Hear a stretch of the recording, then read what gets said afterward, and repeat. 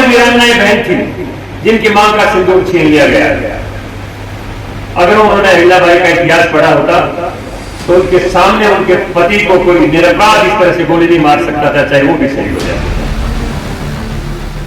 वीरांगना का भाव नहीं था, जोश नहीं था, जज्बा नहीं था, दिल नहीं था।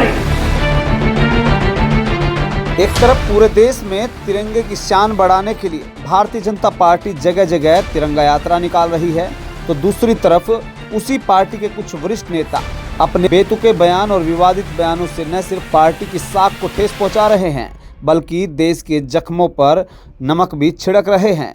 पहलगांव में हुए आतंकी हमले ने जहां पूरे मुल्क को दहला दिया, जहां देश मातम में डूबा था, वहीं हरियाणा के बीजेपी के राज्यसभा सांसद रामचंद्र जांगड़ा ने ऐसा बयान दिया है जिससे नारी सशक्तिकरण और शहादत की भावना दोनों को अपमान कर दिया। भिवानी के कार्यक्रम में बतौर मुख्य अतिथि पहुंचे राज्यसभा सांसद जांगड़ा साहब ने महिलाओं को लेकर जो टिप्पणी की उसमें विपक्ष को एक बड़ा हथियार थमा दिया है। उनका इशारा था कि महिलाओं की भूमिका कमजोर रही। क्या कुछ कहना है रामचंद्र जांगड़ा का, पहले हम आपको वो सुनाते हैं। वहां पर जो हमारी वीरांगनाएं बहन थी जिनकी मां का सिंदूर छीन लिया गया, अगर उन्होंने अहिल्याबाई का इतिहास पढ़ा होता तो उनके सामने उनके पति को कोई निरपराध इस तरह से गोली नहीं मार सकता था, चाहे वो भी शहीद हो जाए। वीरांगना का भाव नहीं था,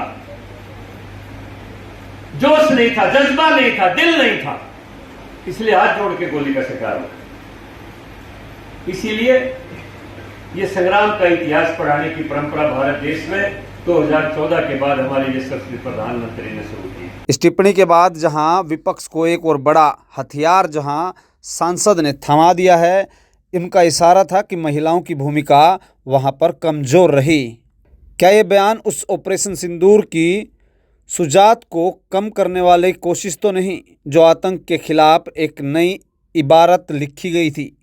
इतना ही नहीं, इस कड़ी में मध्य प्रदेश के एक मंत्री का बयान भी सुर्खियों में रहा, जिसमें पूरे ऑपरेशन पर सवालिया निशान खड़े कर दिए थे। सवाल अब ये है, बीजेपी आखिर कब तक अपने ही नेताओं के इन बयानों पर खामोश रहेगी? क्या पार्टी इन पर कार्रवाई करेगी या हमेशा की तरह बयानबाजी के इस धुएं में हकीकत को छिपा लिया जाएगा? ब्यूरो रिपोर्ट, सिटी तहलका।